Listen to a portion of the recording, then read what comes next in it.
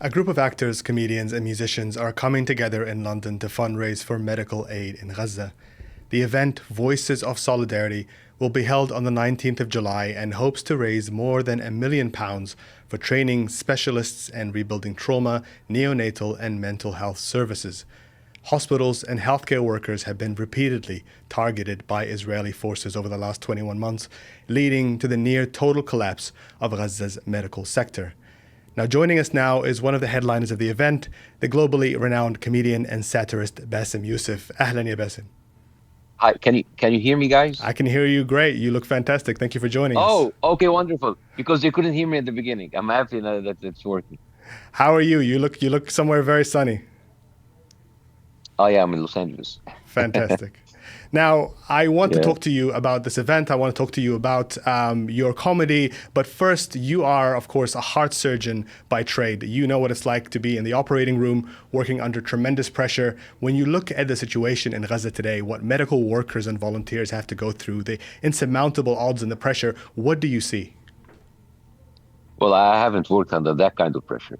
Like these, I would never even imagine, like even putting myself out there. Like those people are literal heroes. The nurses and the doctors and the health workers, what they have been doing is just extraordinary. I don't think anybody can actually like imagine being in their places. So that's why this event is very dear and close to my heart because it reminds me with my previous profession, but it is something that I wouldn't even dare to do. So all the appreciation to them, those amazing heroes. Now, Israel has denied access to international media over the last 21 months and targeted Palestinian journalists. More than 200 have been killed. The only outside voices that we have had telling us about the situation on the ground have been health workers, have been doctors, people like Aitor that we just heard from MSF. What do you make of this dual role that medical workers have had to take on to be emergency workers under unbelievable conditions while also bearing the brunt of having to speak to the world at the same time? Well, as heroic as it is, but this situation should not exist. This should not happen. Doctors shouldn't be in a place where they are constantly being shot at and bombed. And the idea about like Israel has denied so many things. They have denied entry, they have denied facts, they have denied reality, they have denied life. And what this evil criminal state is doing is inconceivable. I don't know how this continues. Nobody believed that this continue beyond a few weeks now. It's been almost 2 years, and the word, like, unfortunately, is complicit about what's happening. And many people have described what is happening in Gaza as a quote unquote live stream genocide. And they've also criticized But heavily. but but why- but why quote unquote? It is a live stream. Like it's not quote unquote. I mean, It is the reality. It's a live streaming genocide. No matter how people think, oh, you don't call it a genocide. I mean, I don't know I what do you would agree with call it. you. Maybe too much We killing. do, I it's don't part know. out of our style guide. We do call it a genocide. It is a genocide by every measure. What I meant to say is that it is live streamed. And this kind of phrase has been used quite often. And it contrasts with what the role of the media has been in covering it. And many, including yourself, have criticized heavily what the media has done or failed to do in covering it. So how do you describe what the media has done or been unable to do in covering what is a genocide happening in front of our eyes? Well, the media is not covering it; it's covering up for it, and I think tells us a bigger story about what we were told about what the Western world is and his quote unquote values and quote unquote journalistic integrity. I think it's like this is a moral test that Europe and America has absolutely failed on the media side, on the political side, and I think they have lost whatever moral vantage point that they had, giving us lectures about human rights and about equality and about peace and about freedom. Yeah, I think it's exposed everything that we've been told about the West, or the West has been telling us about themselves. And we've heard a lot of Western leaders talk about the rule of law, the international order, the need to protect these institutions, and yet many times they have failed to live up to their own words. Why do you think this is? No, I think it is time to see these institutions for what they are.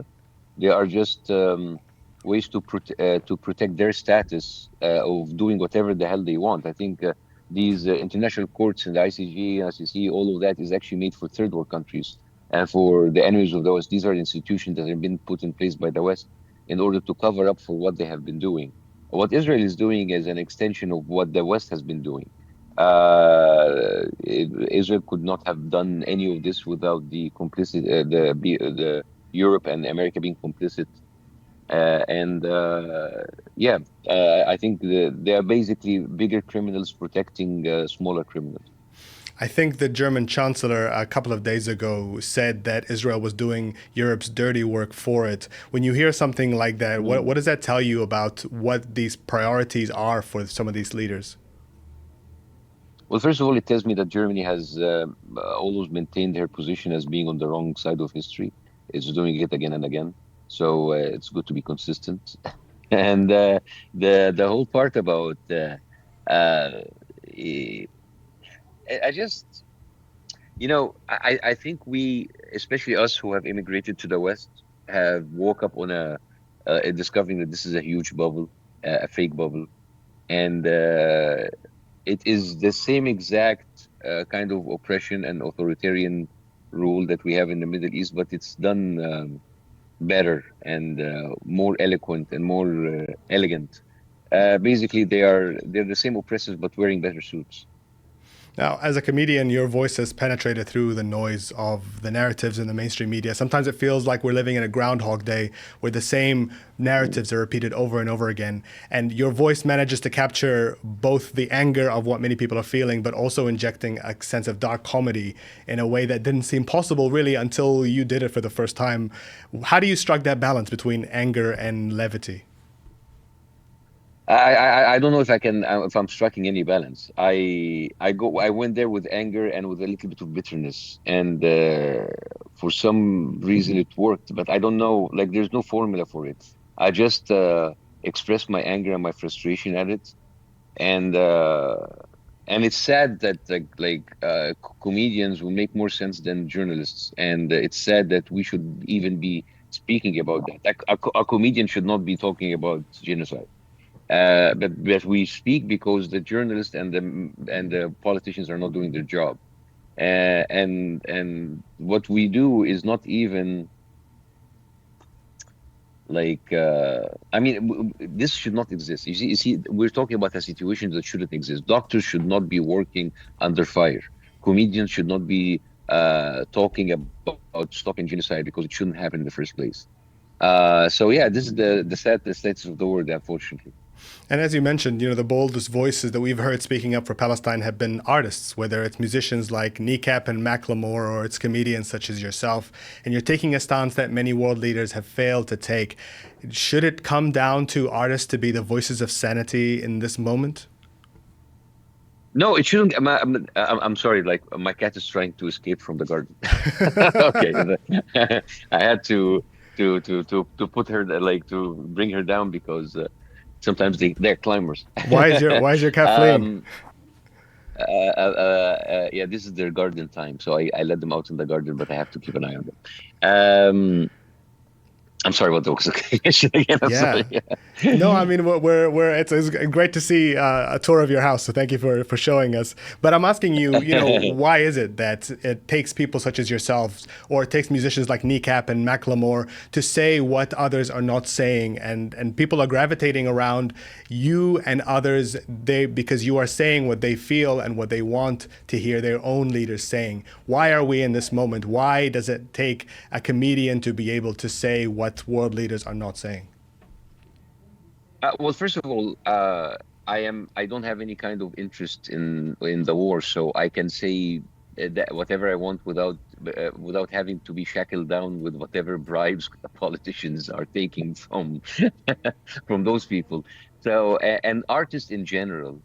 I mean, we're good with words, whether that is with music, with comedy. So we talk, we say what what's on our mind as human beings. We just have a way to say it, but again, it doesn't.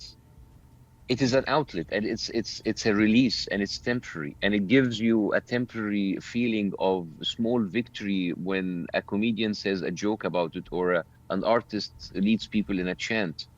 But it is very short-lived, and it's again, it's when people say like medicine is laughter is medicine. No, it's a painkiller. It's a temporary thing, something Mm. that we feel good about for a short time. And it is sad that it really comes to this. It's sad that like clowns like me have to talk about important stuff like genocide. I am a clown. I'm a dancing clown. I'm a kind of like a decently paid clown, and I don't. And the fact that like you end up being in a situation like this, it tells you that this whole thing is a circus. Yeah, I think when clowns speak, this is where you know that we are living in a circus. That is actually an actual circus we're living in. But there is a cost, isn't there, to speaking in the way that you do?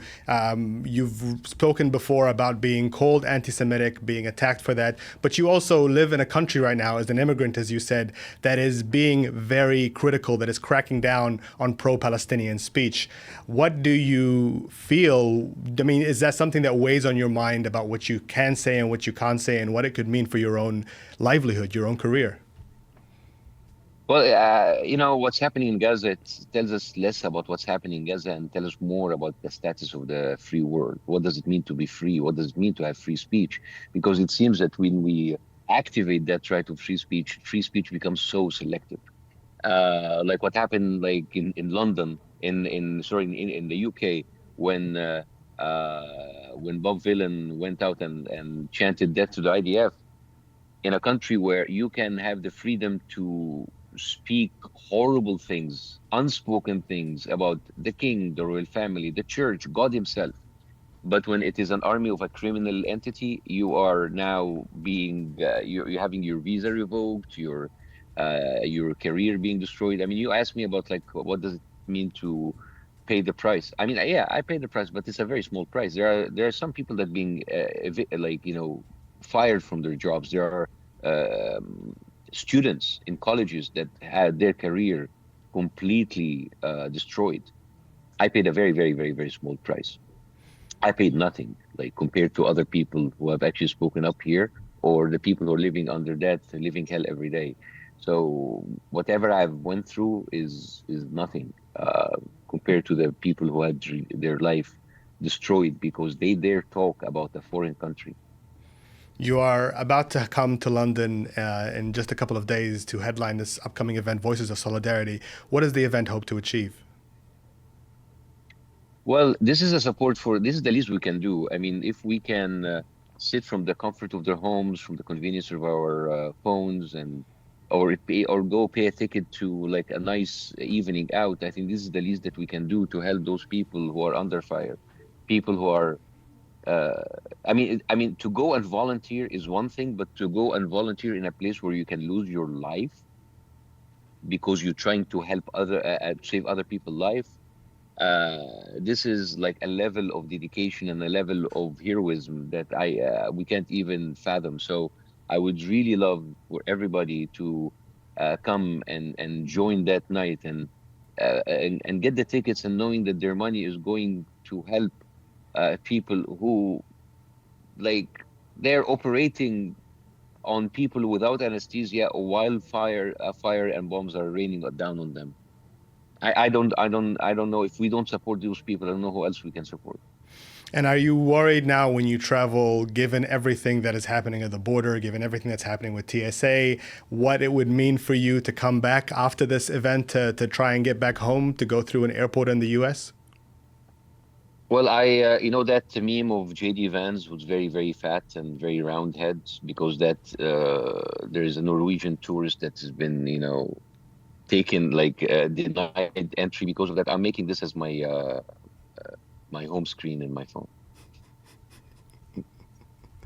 Fantastic. Bassem Youssef, Nawarta Live, and thank you very much for joining us today. Thank you so much, and looking forward, guys, to see you in London. See you soon. That was comedian and former heart surgeon Bassem Youssef, and you can see him perform at London at the Voices of Solidarity event on July 19th.